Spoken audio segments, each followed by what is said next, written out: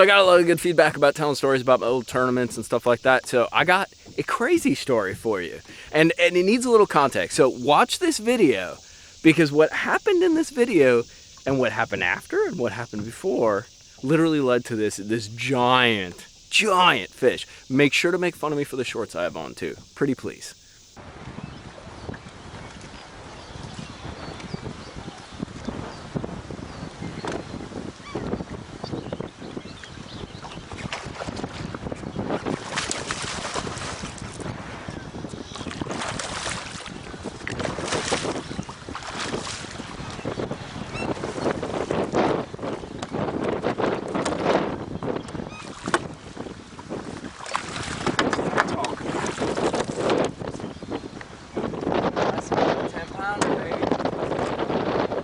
That's a 10-pounder right there. How about that? That's a freaking giant, dude. Oh my gosh. Out in about 5 feet, dude. Look at that fish. Check that thing out. That is absolutely giant, dude. Oh man, look at that. Absolute giant. The weather sucks. It's blowing like 25 miles an hour. That's it. Please place all shorts comments down in the comment box below. Absolute giant, right? Pitching, Lake Okeechobee in its heyday, you know, early 2010. I think that was like 2011, 2012, something like that. Absolute stud, dude. And I actually caught another like 7.5, I think, about pounder, and then a couple 5s actually along with that one. So what happened though? Did you guys notice how like the weather was kind of bad? Yeah. So the funny thing about Florida is everything in Florida wants to kill you. The weather, the animals, the weather. Did we mention that? So it can get a little naughty down there. This monster front went through, and everybody knows what happens when that goes down, right? The barometric pressures drop. It gets awesome. But I went out and I wanted to go fishing, so I ran down south and started flipping some reeds. The brim were in the reeds, kind of spawning, and then there were bass spawning in the reeds as well. This was actually down by South Bay, if you guys know the lake at all, down when there used to be a bunch of reed heads off of there. So I was pitching a jig and then pitching an old D&M custom baits, like a big old like pitching bait and that, pitching it to the reeds on braid, 65-pound braid, flipping stick, and you kind of just, you try not to hit the reed, but you pitch it to it. You guys in Minnesota do it a lot. You pitch those round reeds or to pads and stuff like that, and you get as close as possibly can, but don't hit it. That's the big trick. So I was catching fish like that. They were chewing. I got onto one reed head and I caught that fish, which I think was probably 9.5 or so. Caught that 7.5 and caught 2 5s. Ironically, there was a guide boat. That's why in that video, if you go back and look, I'm like looking over all the time because there's a guide boat right down from me with clients fishing. And I'm like, do not come over here. Caught those megas, dude. The wind starts kicking up. I'm like, dude, I'm going to catch some more. But this was back when I was in the tin boat. I was, God, probably 7 miles from the ramp or something, maybe even a little more than that. And then keep in mind too, you still have to run to the rim ditch if you want to run all the way around. I don't know if I had enough gas to do that, so I had to run straight across the lake. It got sketch. Probably about 45 minutes after I showed you, like after I caught that fish that I showed you in the video, it got bad. The wind kicked up to about 30, 35 miles an hour.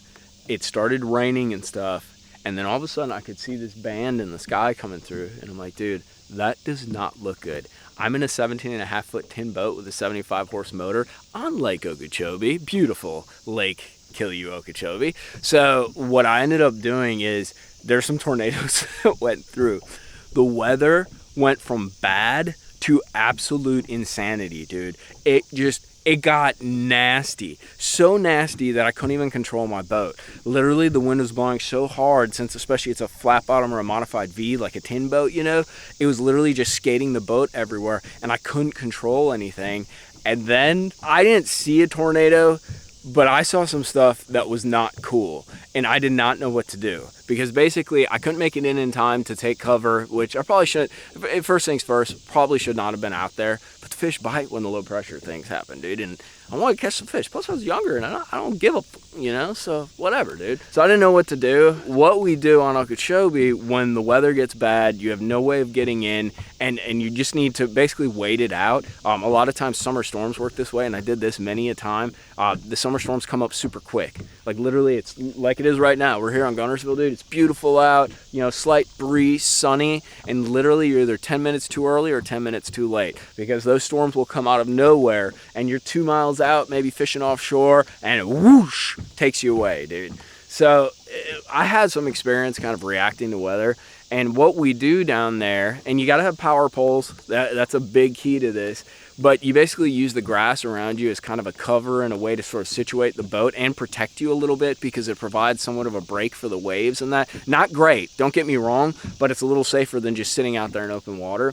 So if you guys saw that reed head in the video, what I did is I took my boat, I drove straight into it, into the thickest stuff of it, and I only had one power pole at the time. I dropped my power pole and I laid in the bottom of my boat for about 20 minutes. It was not my best moment, dude, and it was scary as hell, I'll tell you that, because I knew there was one of two things gonna happen. One, something was gonna happen to me, or two, I was gonna sit there scared, waiting long enough for things to pass through, because my only option was to wait it out. The fishing was never as good as it was for those couple hours right before that hit. I made my way to the rim ditch when the wind kind of, the big storm that went through laid down, and then I made my way back, and I GTFO'd, dude. I had enough. I caught some bigs, I got out, I'm like, I'm not dealing with this, especially in a tin boat. There's two options, dude, when you're out there, and especially during the summer, it seems like that weather comes in, you know, you got two options. One, try to be safe, stay out there and wait it out, especially if you missed your window, or two, get your ass in.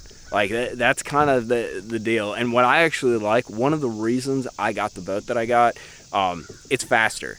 I'm not a speed guy, but I hated being the guy who always got stuck in the storms, or who could never, like, if weather came in quick, who could never run away from it. With this Merc 250 and this nitro's fast. It's 20'2", I think, with that 250. I've had it up to 72 miles an hour, and I think I can go a little faster. Not saying you need to go that fast, but I'll tell you what, if I see a storm down there that came out of nowhere that's chasing me down the lake with lightning, wind, and craziness, especially if I got the dog with me, I'm getting my ass out, dude, and I'm going to outrun that storm, because I can run 65 mile an hour back to wherever it's safe or back to the ramp. Lesson learned, but it was a crazy day, dude, to go from catching megas, absolute megas, and literally all because of the weather. It was the perfect illustration of how that low barometric pressure can literally make them. That one bite that you guys saw was so much fun. He schnozzle bangled it. I just wish I didn't have those shorts on. So that's my story. Hit that like and subscribe button. I got all kinds of stupid stories of all this dumb stuff fishing that I've done, that I will continue to do, and I will probably do in the next 5 minutes when I get done with this video. I'll tell you what, that experience definitely taught me a lot about how to behave in storms, how to stay calm, and what you can do when you have no options whatsoever. All right, guys, I'm gonna get back to fishing. Tight lines. We'll talk to you later.